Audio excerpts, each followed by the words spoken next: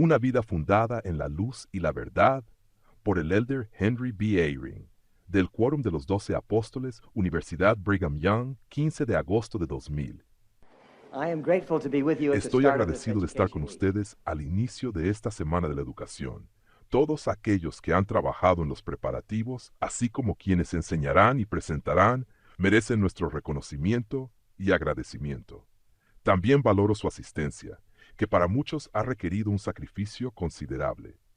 Asimismo, expreso mi gratitud y admiración a quienes han tomado tiempo para participar a distancia mediante lo que parece ser un flujo interminable de milagros de la comunicación electrónica. Les damos una cálida bienvenida.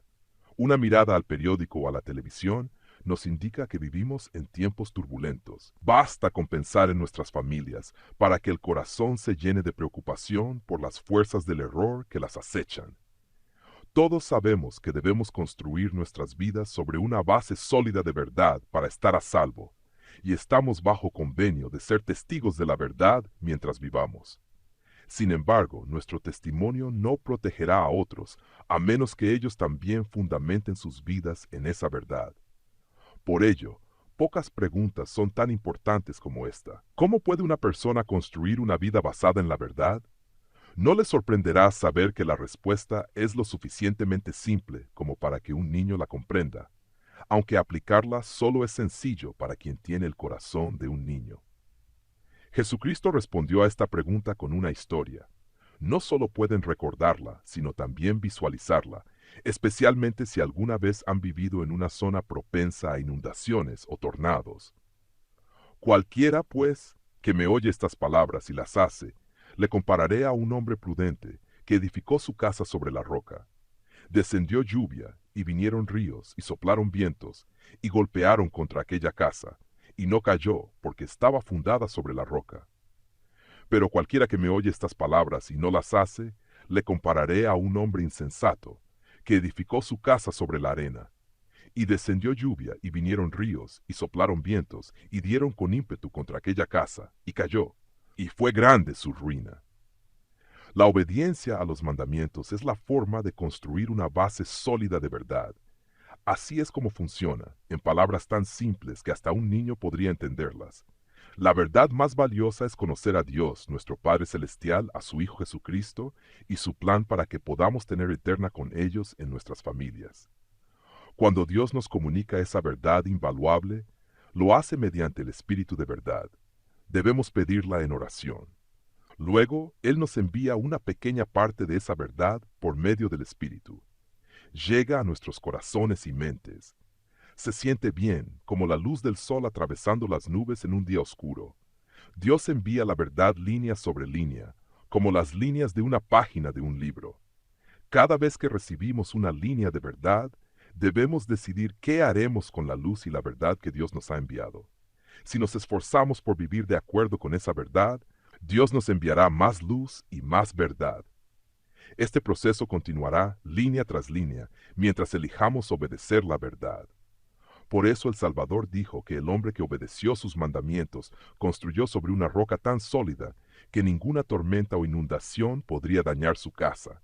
En otro lugar de las Escrituras, el Señor describe de manera hermosa cómo podemos construir esa base para que finalmente lleguemos a saber todo lo que Él sabe y lleguemos a ser como Él y nuestro Padre Celestial. Escuchen sus palabras. Sus palabras son verdad. Y presten atención para discernir si algo llega a su mente que deban hacer, porque estas palabras son verdaderas. Os doy estos dichos para que podáis comprender y saber cómo adorar, y saber qué adoráis, para que podáis venir al Padre en mi nombre, y a su debido tiempo recibir de su plenitud. Porque si guardáis mis mandamientos, recibiréis de su plenitud, y seréis glorificados en mí, como yo en el Padre. Por tanto, os digo, recibiréis gracia sobre gracia. Unos versículos después, el Señor declara, y la verdad es el conocimiento de las cosas como son, como fueron y como han de ser. Y cualquier cosa que sea más o menos que esto es del espíritu de aquel inicuo que fue mentiroso desde el principio. El espíritu de verdad es de Dios. Yo soy el espíritu de verdad. Y Juan dio testimonio de mí diciendo, recibió una plenitud de verdad, sí, aun de toda la verdad. Y nadie recibe una plenitud si no guarda sus mandamientos. Aquel que guarda sus mandamientos recibe verdad y luz, hasta ser glorificado en la verdad y saber todas las cosas. Ahora pueden comprender por qué el presidente Joseph F. Smith describió la construcción sobre una base de verdad como una larga lista de cosas por hacer. A primera vista, podría parecer un trabajo arduo más que la emocionante aventura que realmente es. Recuerdo al presidente Benson decir con una sonrisa sobre su servicio: "Amo este trabajo, y es trabajo".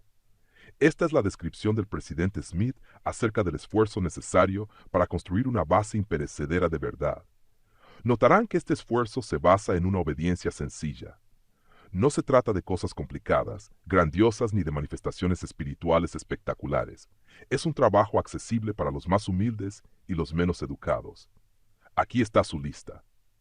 Pero los hombres y mujeres que son honestos ante Dios, que avanzan humildemente cumpliendo con su deber, pagando sus diezmos y practicando esa religión pura y sin mácula ante Dios el Padre, que es visitar a los huérfanos y a las viudas en sus tribulaciones y guardarse sin mancha del mundo, y que ayudan a cuidar de los pobres, que honran el santo sacerdocio, que no caen en excesos, que son orantes en sus familias y que reconocen al Señor en sus corazones. Ellos edificarán una base contra la cual las puertas del infierno no prevalecerán.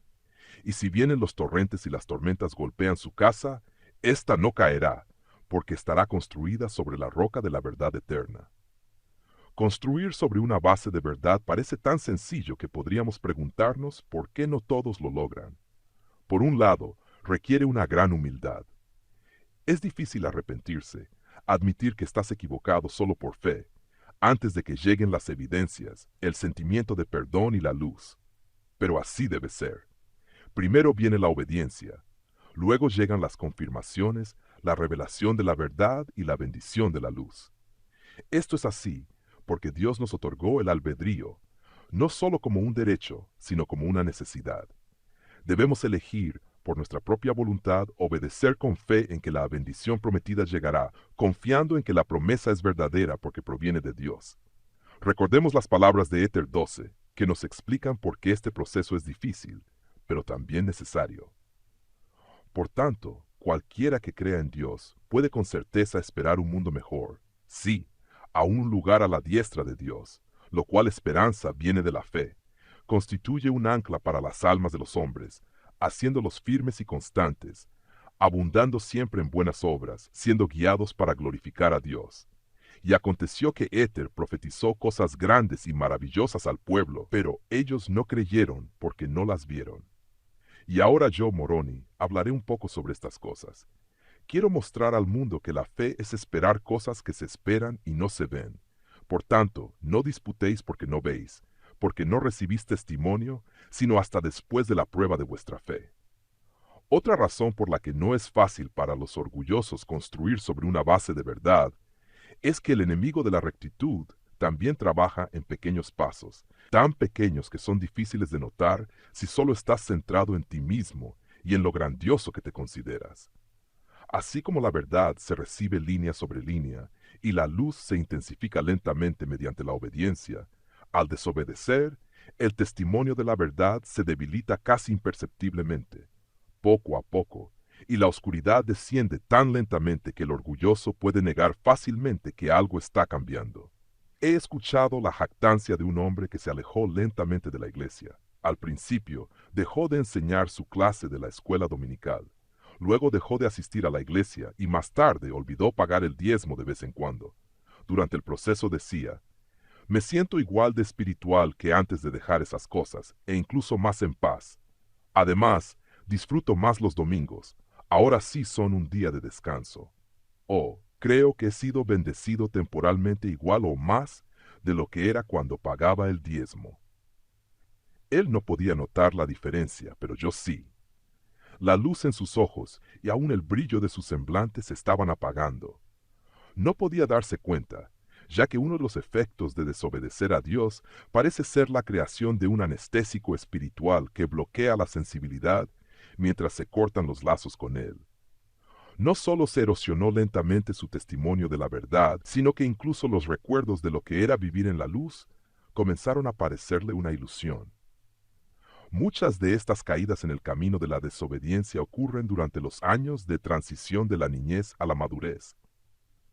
¿Cuántas veces han escuchado a un padre describir el trágico camino de un hijo hacia años de pecado y dolor diciendo, comenzó cuando tenía 16 años, o comenzó cuando tenía 14?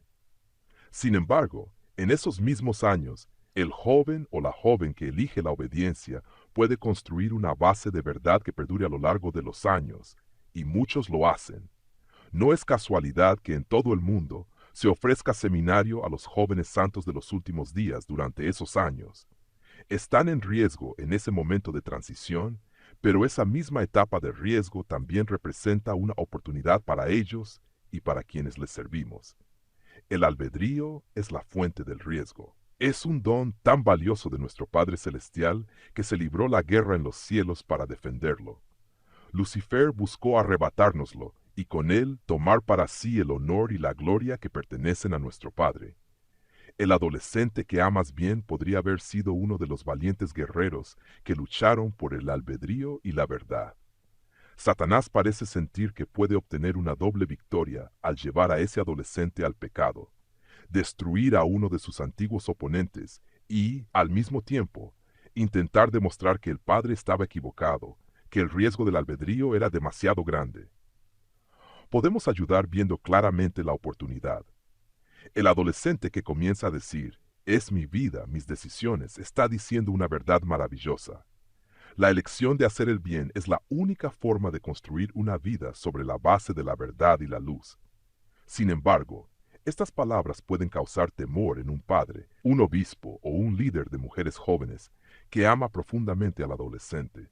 Esa explosión de independencia suele surgir cuando se anuncia una norma, se prohíbe algo, o incluso ante una simple mirada hacia un dobladillo. La oportunidad radica en que el joven pueda percibir una verdad simple. Al reconocerla, se abre también su oportunidad. Es su vida para vivirla, pero la viven enfrentando dos fuerzas poderosas que tiran de ellos en direcciones opuestas. Una de estas fuerzas es Dios, quien ama sin obligar y ofrece la vida eterna mediante el plan de salvación.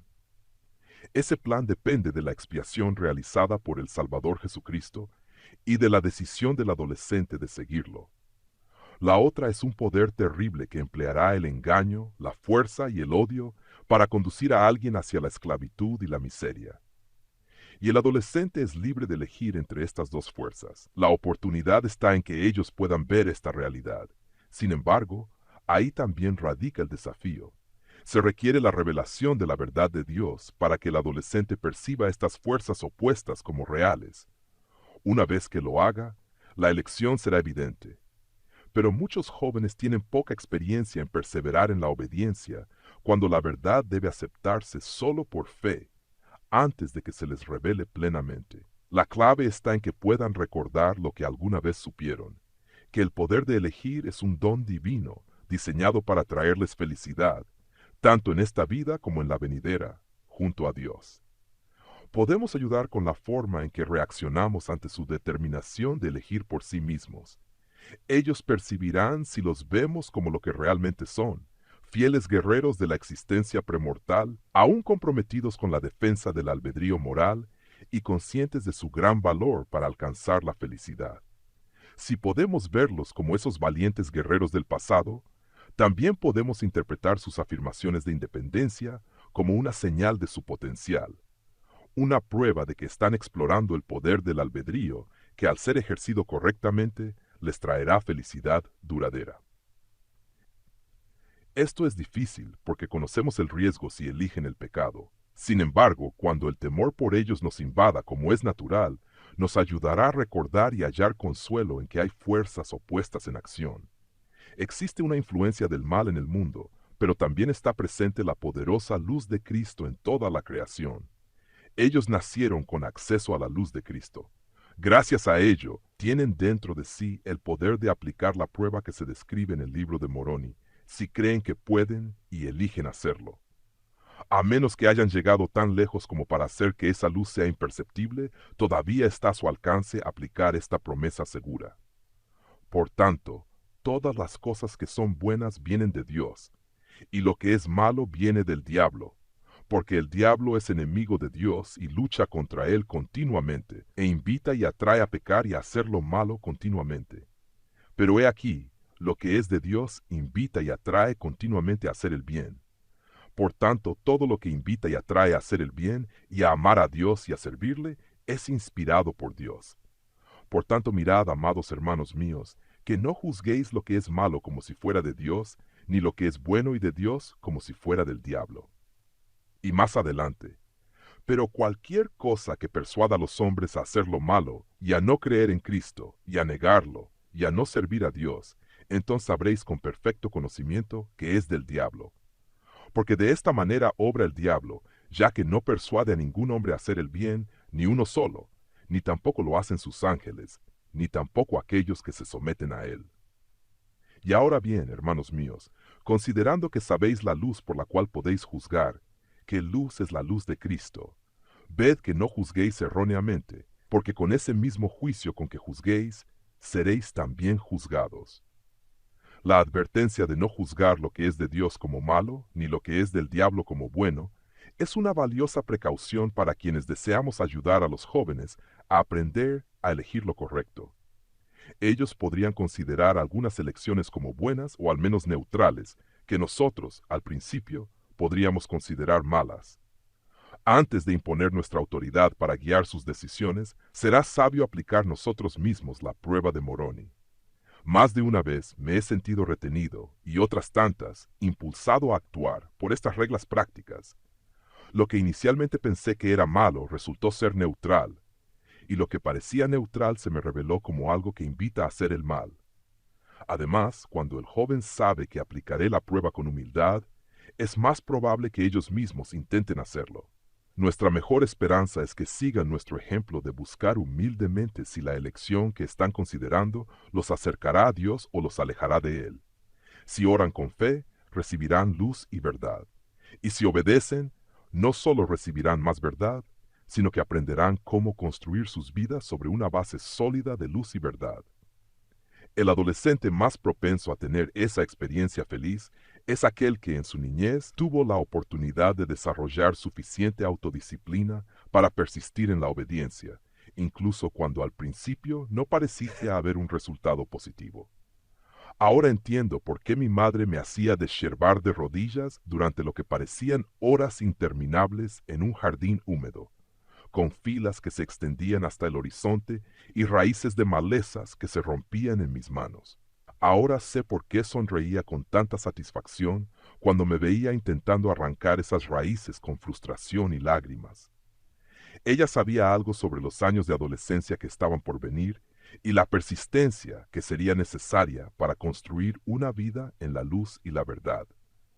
No necesariamente recomiendo el desherbe o el trabajo pesado para los niños pequeños, pero ahora agradezco a mi madre por lo que en ese momento no fui lo suficientemente sabio para valorar.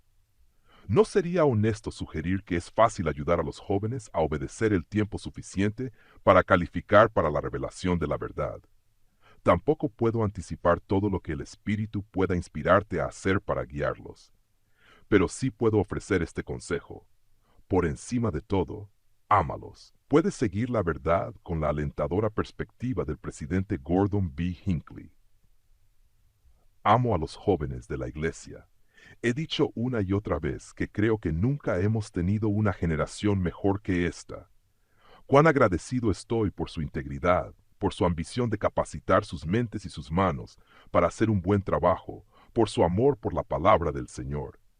Tengo un tremendo respeto por los padres y madres que están criando a sus hijos en luz y verdad, que tienen oración en sus hogares, que evitan el castigo severo y gobiernan con amor, que ven a sus pequeños como sus bienes más valiosos que deben ser protegidos, entrenados y bendecidos. Hay una conexión directa entre criar a las personas en luz y verdad y enseñarles obediencia. Los presidentes de misión sabios aprenden esto temprano. La obediencia es esencial en una misión, por la seguridad de los misioneros, sino por otra razón. Hay reglas sobre permanecer con un compañero, sobre dónde se puede ir, sobre conducir automóviles y sobre los horarios de salida y regreso. La gran oportunidad al enseñar obediencia a los misioneros está en ayudarles a ver la conexión entre el Salvador, la compañía del Espíritu y el amor. Es enseñarles que la obediencia a los mandamientos del Padre y del Hijo, motivada por amor hacia ellos, trae la compañía del Espíritu. Y esta compañía trae luz y verdad, el fundamento de un ministerio misional exitoso y una vida feliz. Esto puede enseñarse a través de asuntos simples. Por ejemplo, un misionero puede ponerse el cinturón de seguridad porque recuerda un video de seguridad mostrado en una conferencia de zona.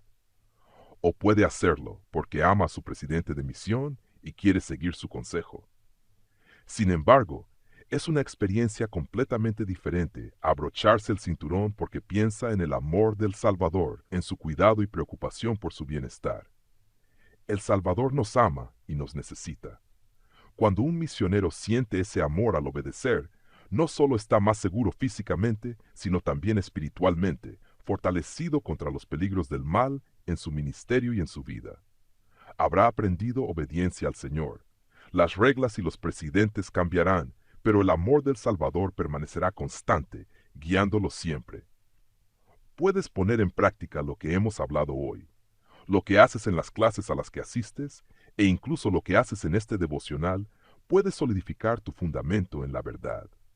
Solo prueba dos cosas: escucha los susurros del Espíritu y comprométete a obedecer. Tal vez has notado en esta reunión que de vez en cuando tu mente se desvía de lo que estaba diciendo. Dios puede aprovechar ese desvío si se lo permites.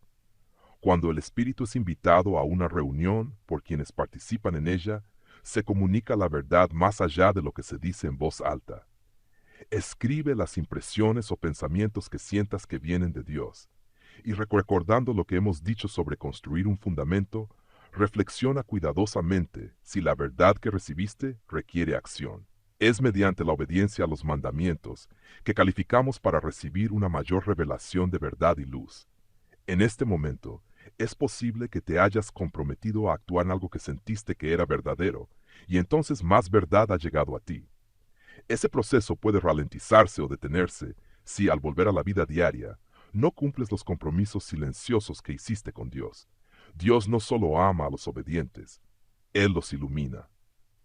Lamentablemente, más personas hacen promesas a Dios de las que las cumplen, así que lo agradarás cuando seas la excepción y mantengas tu promesa de obedecer. Prueba esas impresiones sobre lo que debes hacer con un estándar simple. ¿Es lo que el Maestro ha mandado en las revelaciones aceptadas? ¿Está claramente dentro de mi llamamiento en su reino? Cumplir ciertos mandamientos te da mayor poder para construir tu fundamento en la verdad y la luz. Podrías considerarlos mandamientos habilitantes, porque aumentan tu capacidad para cumplir otros mandamientos. Cualquier cosa que invite al Espíritu Santo a ser tu compañero te traerá mayor sabiduría y una mayor capacidad para obedecer a Dios. Por ejemplo, se te promete que si siempre recuerdas al Salvador, tendrás su Espíritu contigo. Se te manda a orar para recibir al Espíritu Santo. También se te manda a orar para no ser vencido por la tentación, permaneciendo limpio y digno del Espíritu Santo.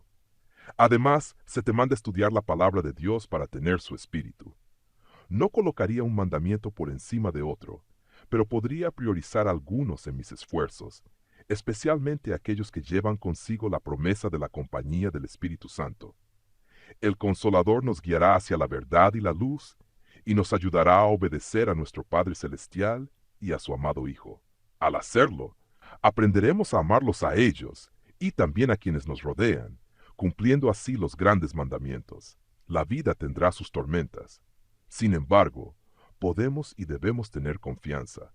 Dios, nuestro Padre Celestial, nos ha dado el derecho de conocer la verdad. Él nos ha mostrado que el camino para recibir esa verdad es simple, tan simple que hasta un niño puede seguirlo. Al hacerlo, más luz llegará de Dios para iluminar la comprensión de su fiel Hijo espiritual. Esa luz se hará más brillante incluso mientras el mundo se oscurezca. La luz que viene con la verdad será más poderosa que la oscuridad que proviene del pecado y el error a nuestro alrededor. Un fundamento construido sobre la verdad e iluminado por la luz de Dios nos liberará del temor de ser vencidos. Dejo mi testimonio como un apóstol del Señor Jesucristo de que Dios el Padre vive. Nos conoce, te conoce, me conoce. Somos sus amados hijos. Su Hijo Jesucristo es el Salvador del mundo. Descendió a la mortalidad, donde estaríamos perdidos para siempre sin Él, para darnos el don incomprensible de la expiación, de modo que algún día podamos estar con Él y con nuestro Padre. Descendió debajo de todas las cosas para que podamos ser exaltados si elegimos seguirlo. Testifico que sé que Él vive. Sé que todos seremos resucitados y estaremos ante Él. Sé que podemos ser lavados y limpiados si nos arrepentimos y hacemos lo que se nos manda para reclamar el precioso don del perdón. Sé que las llaves del santo sacerdocio están en la tierra, que Gordon B. Hinckley es el profeta del Señor y ejerce esas llaves.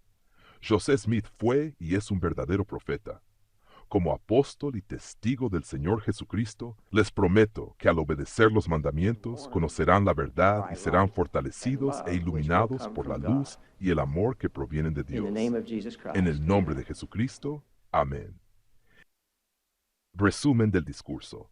El elder Henry B. Eyring en su discurso invita a los oyentes a fortalecer su fundamento en la verdad y la luz mediante la obediencia y la influencia del Espíritu Santo. Enfatiza que este proceso requiere escuchar los susurros del Espíritu y comprometerse a actuar según las impresiones recibidas. Resalta la importancia de construir una vida sobre principios divinos, señalando que esta base no solo brinda protección frente a las tormentas de la vida, sino también mayor iluminación y fortaleza espiritual. Eyring explica que ciertos mandamientos como la oración, el estudio de las Escrituras y recordar al Salvador tienen un efecto habilitante, ya que invitan al Espíritu Santo como compañero constante, aumentando la capacidad para obedecer y progresar espiritualmente. Destaca que el proceso de recibir luz y verdad es gradual, pero seguro, y que quienes se esfuerzan por cumplir los compromisos con Dios serán bendecidos con una mayor comprensión y amor divino. El discurso concluye con un testimonio solemne de las verdades fundamentales del Evangelio, incluyendo la expiación de Jesucristo, el poder del sacerdocio y la guía profética, invitando a los oyentes a vivir de acuerdo con estas verdades para experimentar la luz, el amor y la fortaleza que provienen de Dios. El mensaje central del discurso gira en torno a la obediencia como un catalizador para recibir luz y verdad. Eyring utiliza una estructura clara y lógica para conectar conceptos clave: escuchar al Espíritu, actuar en base a las impresiones y mantener compromisos con Dios. Este enfoque enfatiza que el aprendizaje espiritual es práctico y acumulativo, línea sobre línea, como se enseña en las Escrituras. El elder también aborda la importancia de los mandamientos habilitantes, aquellos que fortalecen nuestra conexión con el Espíritu Santo. Esta idea es significativa porque trasciende la obediencia mecánica, enfocándose en el propósito divino de los mandamientos: transformar al individuo en un discípulo más pleno y amoroso. El énfasis en la oración, el estudio de las Escrituras y la recordación constante del Salvador destaca una espiritualidad accesible que cualquier persona puede desarrollar. Su reflexión sobre las tormentas de la vida es especialmente poderosa. Al conectar la obediencia con la iluminación espiritual, Eyring ofrece una solución práctica y teológicamente sólida para enfrentar las pruebas, construir un fundamento firme en principios eternos. Además, su testimonio del amor constante del Salvador como guía y protector refuerza la idea de que la verdadera seguridad proviene de la relación personal con Dios. Un punto clave del discurso es la importancia de actuar sobre las impresiones recibidas del Espíritu Santo. Este aspecto destaca la acción como un elemento esencial del crecimiento espiritual. En un mundo donde la pasividad o la indecisión son comunes, Eyring ofrece un enfoque proactivo que llama a los creyentes a ser participantes activos en su progreso espiritual. El discurso del elder Henry B. Eyring es una guía práctica y espiritual para construir una vida centrada en la verdad y la luz. Su mensaje de obediencia, acompañado de la influencia del Espíritu Santo, ofrece esperanza y claridad en un mundo lleno de incertidumbre. Eyring presenta la obediencia no como una carga, sino como un camino iluminado hacia una conexión más profunda con Dios y su Hijo Jesucristo. La invitación final a vivir los principios del Evangelio, acompañada de un testimonio solemne, eleva el discurso a una declaración de fe y compromiso. Es un recordatorio de que la verdadera fortaleza espiritual se encuentra en la sencillez del Evangelio. Orar, estudiar, actuar según las impresiones y obedecer con amor.